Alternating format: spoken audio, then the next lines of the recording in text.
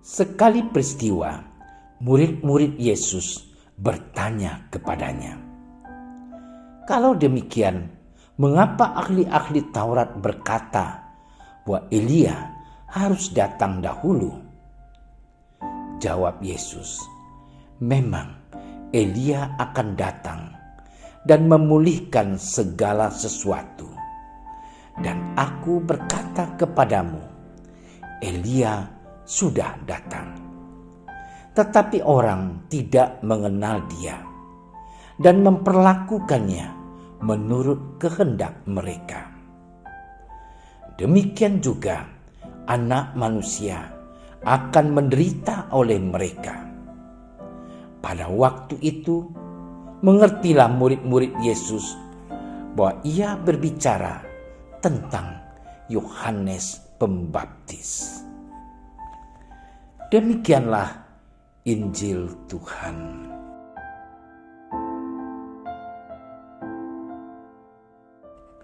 Saudara-saudariku yang terkasih, setiap hari Sabtu, para frater di Seminari Tinggi Santo Petrus Pematang Siantar mengadakan kerja bakti.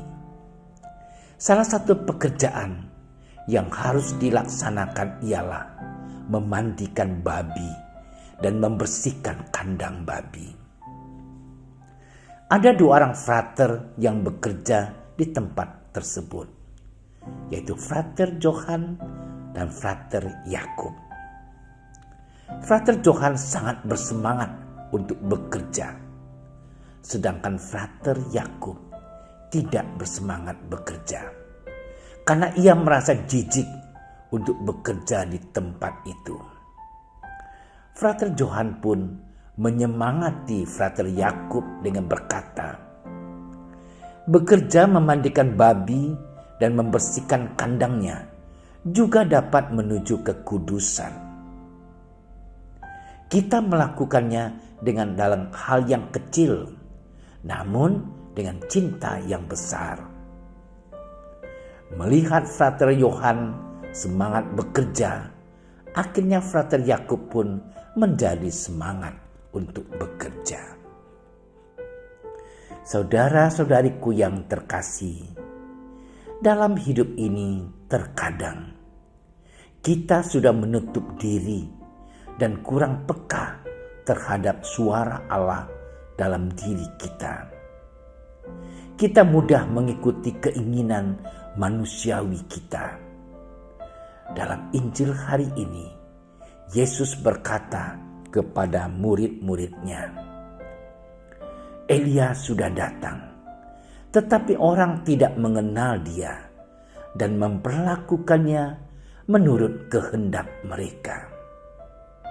Demikian juga Anak Manusia akan menderita oleh mereka." Allah melihat bahwa banyak dari kaum Israel yang meninggalkan firman Allah.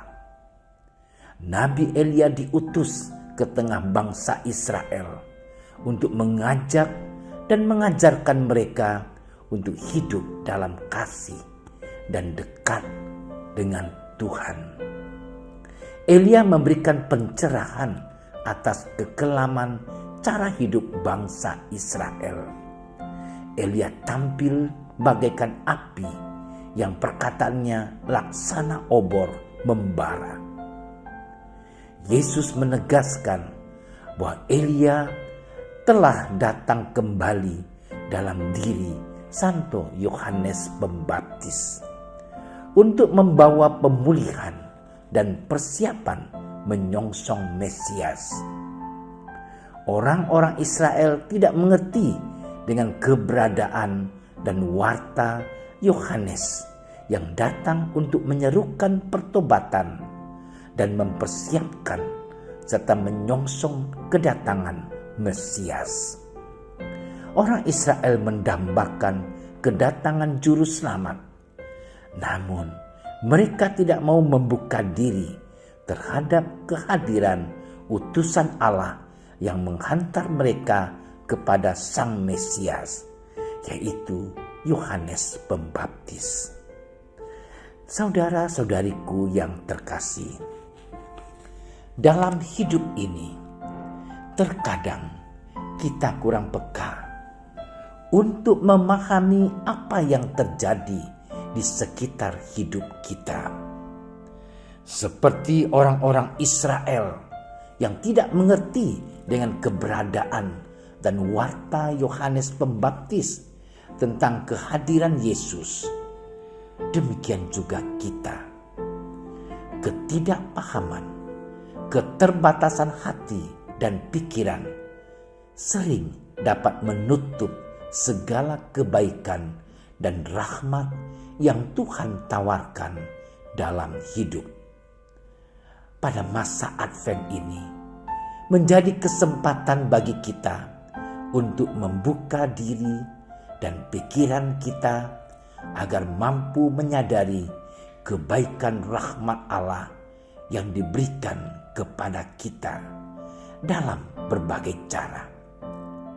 Kita juga dituntut untuk menjadi saluran rahmat kasih Allah bagi sesama kita melalui hal-hal kecil, namun dengan cinta yang besar. Seperti dalam contoh tadi, Frater Johan yang akhirnya memberikan semangat kepada Frater Yakub. Dia menularkan semangat ini yang membuat Frater Yakub menjadi bersemangat dalam bekerja dengan prinsip melakukan hal-hal yang kecil dengan cinta yang besar. Tuhan Yesus, kami bersyukur atas rahmat-Mu dalam diri kami. Mampukanlah kami untuk mengenal kasih-Mu dan berilah kami hati yang terbuka pada tawaran kasih-Mu yang menyelamatkan. Dan jadikanlah kami pembawa terang bagi sesama kami. Amin. Terima kasih sudah menyaksikan renungan hari ini. Jangan lupa like, subscribe, dan aktifkan tombol loncengnya agar Anda yang pertama mendapatkan notifikasi updatean renungan harian dari Komsos Keuskupan Padang. Dan bagikan ke sosial media agar saudara-saudara kita dapat mendengarkan dan merenungkan firman Tuhan.